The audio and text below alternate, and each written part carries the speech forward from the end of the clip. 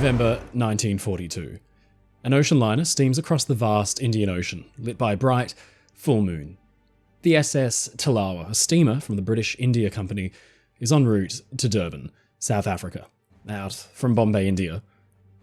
The world is in its third year of intense global conflict as the Allies and the Axis battle ferociously for supremacy on land, in the sky, and at sea. There, on the world's oceans, some of the fiercest fighting takes place, and ships are sunk by their hundreds. In 1942, the Allies lose a shocking amount of shipping. It would be the worst year for the Allied merchant fleets. Tilawa is a passenger ship, carrying more than 950 passengers and crew, but locked securely away, deep in her holds, is a secret cargo worth a fortune. More than 2,000 bars of silver, about 80 tons of the stuff, bound for South Africa's mint. As the ship and its crew steam along in blackout, the conditions that night are against them. The vessel may be darkened, but that full moon lights her up plainly, and she's not alone. The Japanese submarine I-29 stalks its prey and fires a lone torpedo. Tilawa is not a fast ship, and it's an easy shot for the submarine to make.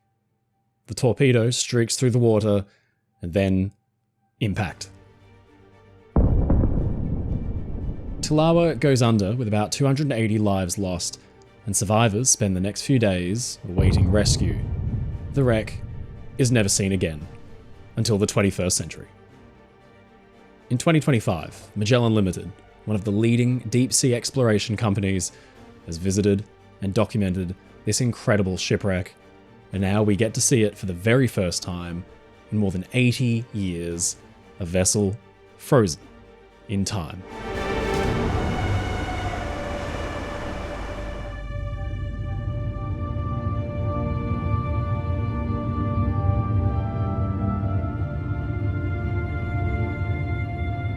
Okay, this is pretty remarkable stuff. I love the way it comes out of the murk like this. The ship hasn't been seen for a very long time. So she was sunk during the Second World War. In 2017, another team found the wreck and actually salvaged tons of silver from her cargo hold. But the ship itself was never fully documented until Magellan visited this year and filmed her from stem to stern.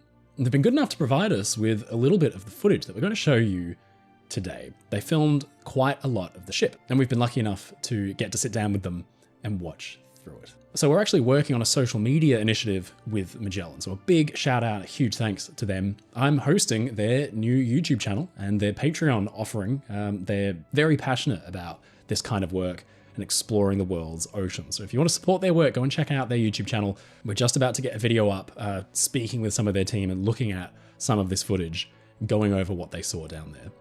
Now, this is a spectacular rare view of the ship's bow. So to give you some idea of what we're actually seeing, the Tilawa has sunk straight down, in excess of 4 kilometers deep. Now, that's a long way down. And she's gone onto her port side. So the ship is essentially lying over on one side here. So inevitably that means that there's going to be decay and collapse as everything sort of falls and slews off to one side. You might think of the Andrea Doria, you might be familiar with that wreck. Ken Marshall's paintings show her, collapsing down on one side, all the superstructure kind of falling off. We were shocked by a lot of the things that we actually saw down there on the Tilawa. She's in places in really good shape. Some things have been incredibly preserved, and you'll see more of those on Magellan's YouTube page, and especially on their Patreon if you want to join and become a member and support what they do. We're just going to run through a few of those today, and I'll show you a few, just a little hint, just a little sample of what we found down there. Straight away, you can make out the ship's name. This is the one thing that really kind of stunned some of their team who'd worked on a lot of wrecks before, especially me. It was really surprising to see the name still shiny and still, legible. On a lot of other ships, like the, steamers from the earlier, part of the 20th century, like Titanic and so on, the nameplate was etched in. So the outline of the letters was etched, and then the name was painted. Sometimes you might get some applied metal. So the Lusitania and the Mauritania had their names applied with metal. And it seems like that's what's happened with Tilawa. You can still make out the name, even though the rest of the hull is covered in marine growth, rust and things like that. The name is still as clear as the day she last saw the surface. It was kind of just a bit of a touching moment to see that. Perfectly intact, perfectly legible, and that's how they must have known they had the right ship. It doesn't get any clearer than that.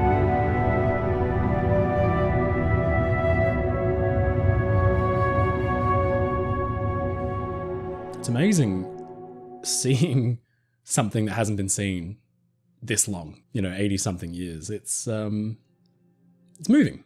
It really is touching. The last time human eyes saw this in this degree of detail, she was still afloat.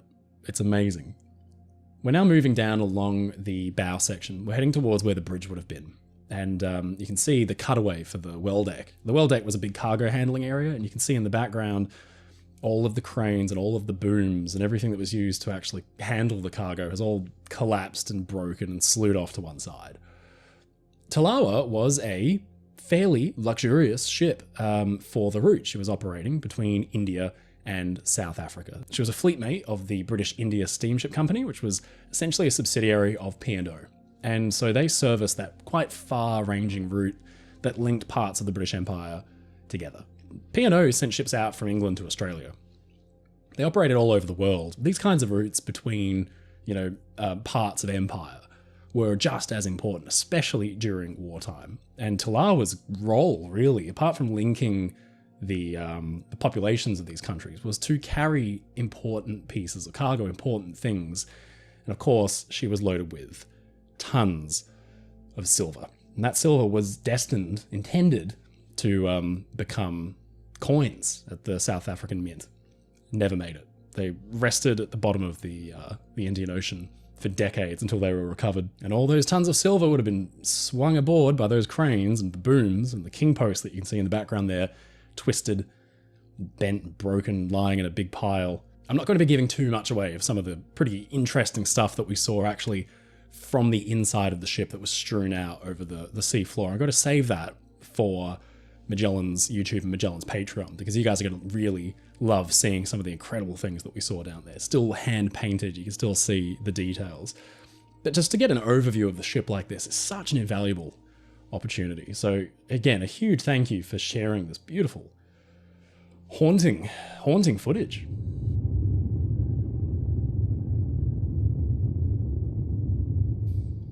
Yeah, this is where the forward superstructure and the bridge would have once been.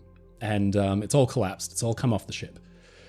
The Tilawa, being a kind of combination cargo passenger ship, was very utilitarian, but she was pretty well designed and built. She was essentially a miniature version of the same kinds of passenger steamers that have been built for many decades through the 19th and into the early 20th century. It's a very simple formula. You have a triple or quadruple expansion steam engine, 2 boiler rooms, 2 funnels.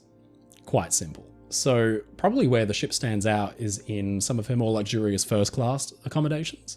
These were really beautifully appointed, but this would have been the domain of senior officials of India or Britain or South Africa, their families and that kind of thing. Military people. It's in the dormitories down in 3rd class, 4th class even, deck class, where the migrants, people heading over to South Africa, would have found their place. The ship was carrying a whole range of passengers, and so it's a very interesting place in time. World War II, India, still then a part of the British Empire, supporting the war effort by sending things like tons of silver over to places like South Africa that had to prepare themselves in case of invasion. India pumping out millions of 303 Lee Enfield rifles and sending them over to help arm the empire. But the people, the displacement of people and families, the Tilawa was carrying a huge range of passengers, Sikhs, Hindus, Muslims. It was a big range of people. I do highly recommend visiting the website at tilawa1942.com to read up on some of these passenger stories. It was a truly tragic event. Tilawa 1942 has been preserving the memory of the ship and her passengers for many years now. It's been headed by Emil Solanki. Mr. Solanki is the descendant of a victim of the sinking of Tilawa. So it's a very close personal family story. And for families who had grandparents or great-grandparents who were lost on this ship, being able to see her in this state and actually see the vessel that was carrying their loved ones must be invaluable. It's it makes it all the more moving, you know, and being able to actually get this glimpse into the past and glimpse into history in such a visceral way. You know, the ship until now has existed in 5 or 6 black and white photos that, you know, everyone can see on the internet, but this is the real deal. This is Tilawa as she looks right now.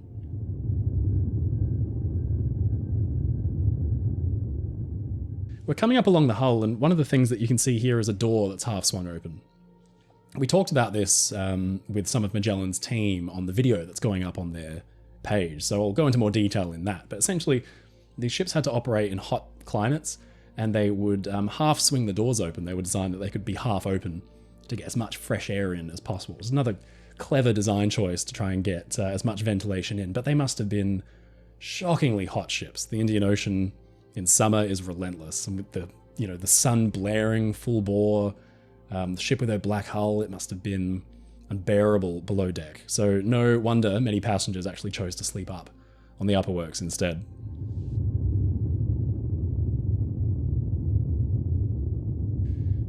Yeah, coming along the boat deck, you can see kind of furled there an escape ladder still attached to the superstructure with a bit next to it, the kind of cross-shaped piece of metal that would have been used for lowering the boats.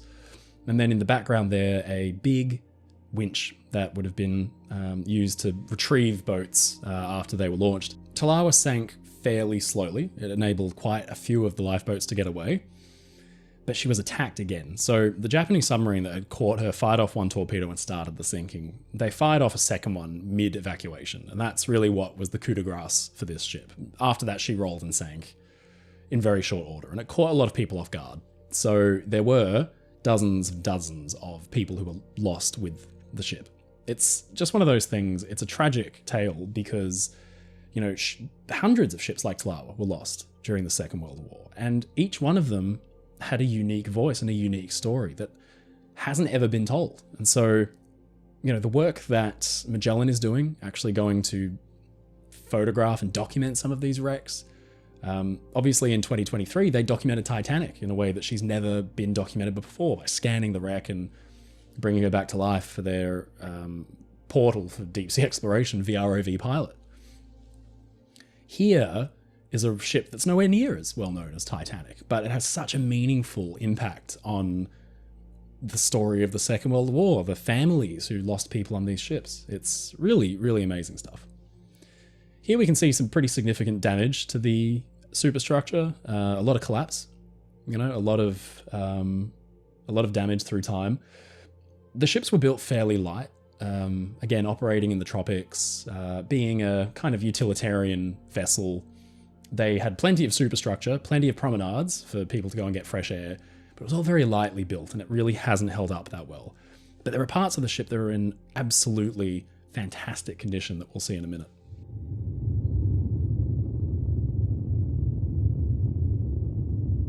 Again, I'm not going to give too much away because there is plenty coming up on Magellan's YouTube channel that we've been helping put together that we can't wait to show you. So be sure to go and subscribe to the channel. I'll put a link in the description and the first comment as well. But I'm so excited to be able to give you this first glimpse at a wreck that hasn't been seen in any detail all these years. This ship hasn't been seen like this since she was lost in the early 1940s. We're coming up now over the stern, and there's something over here that I definitely wanted to show you that is one of the star features of the Tilawa wreck. Tilawa was one of 2 sister ships, the other one being Talma. And Liam Sharp, who is our very talented 3D modeler, was able to review this wreck footage and learnt through doing so. And we'll get him on the channel and on Magellan's channel to explain this in greater detail, but there were changes made to Talma during and after the war that we had always assumed Tilawa never got because she was sunk before they could. Turns out, from reviewing this wreck footage and reviewing photos supplied to us from Tilawa 1942, the foundation, that there were changes made to Tilawa that she otherwise wouldn't have received. And Liam will go into more detail on this, but things like, plating in the superstructure and adding covered promenades and things like that. Little changes, but they would have significantly improved the quality of life for those on board. And this is really interesting stuff. These are, this is history being revealed to us in the most kind of captivating way. It's amazing to be able to see it unfolding in front of us. You can see here the frame of a porthole that's kind of popped out of its place because of the way that the superstructure has been peeled back like that. That little part of plating there, it's been ripped open. The porthole would have obviously sat flush, but it's just clinging on with a couple of rivets that are just holding it in place there, and that'll probably drop off one day soon. Now we're coming up around the stern here. You can see quite a few of these portholes have actually either popped out or been busted open. But that thing right there, dangling kind of off the edge, is a lifeboat davit. So she had old styled radial davits that would have been used to swing the boats out and lower them. And, clunky equipment, not easy to use, but the crew did equip themselves quite well when the ship was sinking and get the boats away. The majority of people were rescued and saved in the event and after the sinking, but it was a pretty frantic affair. A torpedoed ship can go down pretty quickly, and it's nasty business. So, why were ships like Tilawa attacked? Well, yes, she was a passenger ship, but she was flagged to Great Britain, which at the time was the enemy of the Empire of Japan, and she had on her stern one of these. That is a deck gun. She had a gunnery team, and essentially, just like in the First World War, merchant ships and big ocean liners were equipped with 6-inch guns and 3-inch guns, whatever they had kind of lying around to protect them from adversaries. And unfortunately, it often didn't do a lot of good. If you have a submarine that has you in its sights, a 6-inch gun at the stern of your ship isn't going to probably be able to do a lot unless your gun team just happened to have perfect aim every time and the submarine just happens to be surfaced. It's tragic. A lot of these ships maintain their routes, maintain their services. Tilawa was not a fast ship. She was running about 12 to 14 knots. She really was a sitting duck. The Indian Ocean was swarming with U-boats and Japanese submarines. It's amazing that she was caught by a Japanese submarine operating so far from the Japanese mainland in the Pacific Theatre. The U-boats and the submarine forces of Japan inflicted a devastating toll against Allied shipping. And it was these little, vessels like Tilawa that really paid the price. These beautiful, archaic, kind of old, glorious passenger ships from almost like a different era. When Tilawa was built, submarines were kind of still in their infancy. I mean, they'd done a huge deal of damage during the First World War, but probably the scale of the destruction that the submarine wrought during the Second World War must have really caught a lot of shipping lines off guard. British India and P&O suffered horribly. P&O lost a huge portion of their fleet and went on a big building spree after the Second World War to get them back. But this kind of belies or betrays the intended purpose of ships like this, which was to maintain business as usual. Britain and the Empire needed to stay connected, and the only way they did that was through the iron will of their merchantmen, their merchant fleets, and the Royal Navy Reserve, and these kind of steely-eyed maritime heroes who went to sea on the ships that should have been serving a peacetime route. I mean, doing 12 knots, 14 knots in a war zone, not good, not even in convoy, sailing alone. It's tragic stuff, but a lot of ships were lost that way. And being able to visit some of these wrecks and see them like this is, it's going to be a pretty remarkable thing. And so this is just a short insight into the kind of work that Magellan has been doing. We're very, very excited to be part of this social media initiative.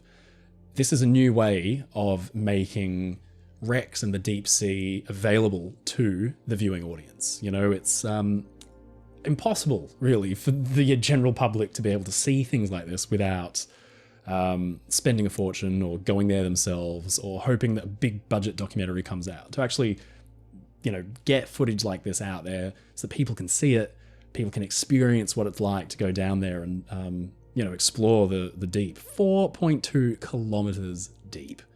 It's over 2 miles. That is amazing. You'll be shocked at what has survived. So the next time you see me talking about this ship, we have 2 things coming up. So the first is a interview with some of the Magellan team members who are actually working on this dive. They've got some really interesting insights. That video will be going up on the Magellan YouTube channel and the Patreon very shortly. We're also working directly with Tilawa 1942, the foundation, to create a big documentary, classic Oceanliner Designs style, you know, 45 minutes long, telling you the whole story, showing you the events, telling you about the passengers, and then hopefully being able to show you some more of this wreck footage. But over the coming weeks, we're going to be taking a look at the hours and hours of footage from the Tilawa dive and showing you some of the really, really captivating, interesting things that the team found from inside the ship that have been spilled out. All the little human touches, all the little artifacts are still there. It's really, really captivating. So we can't wait to show that off. Be sure to head over to Magellan's YouTube channel. I'll put the link in the description below. Until then, thank you so much to the team at Magellan for inviting us, the Oceanliner Designs team, myself, and the Oceanliner Designs audience to take part in this very exciting digital initiative. It's a very exciting day to be a ship nerd. So until next time, as always, stay safe, stay happy, and I'll see you again.